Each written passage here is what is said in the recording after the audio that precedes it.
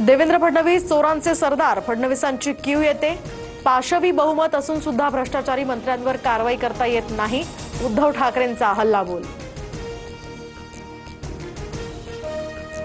बीएमसीत Covid घोटाळ्यामध्ये Uddhav ठाकरेंच्या चेले चपाट्यांनी कफन चोरी केली, मग ठाकरेंना कफन चोरांचे सरदार म्हणायचं का?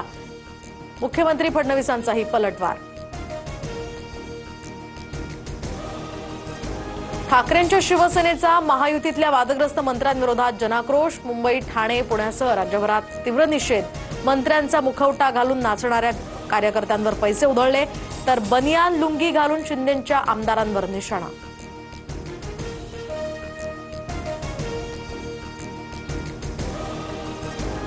मतचोरी विरोधात इंडिया आघाडीचा एल्गार, तर केंद्रीय निवडणूक आयोगाच्या कार्यालयावरील धडक मोर्चा पोलिसांनी संसदेजवळच अडवला।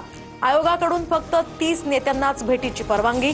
निदर्शनांदरम्यान महिला खासदार बेशुद्ध।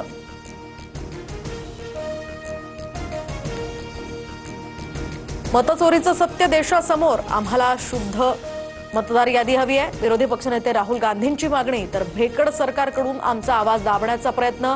आंदोलनकर्त्या खासदारांना पोलिसांना ताब्यात घेतल्यानंतर प्रियंका गांधींचा संताप।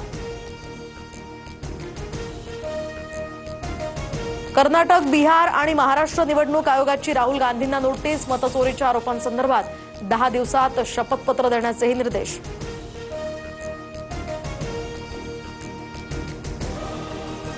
कबूतरखान्यांसंदर्भात हायकोर्टाच्या आदेशात हस्तक्षेप करण्यास सुप्रीम कोर्टाचा नकार। कबूतरखाने बंद करण्याचे हायकोर्टाचे आदेश।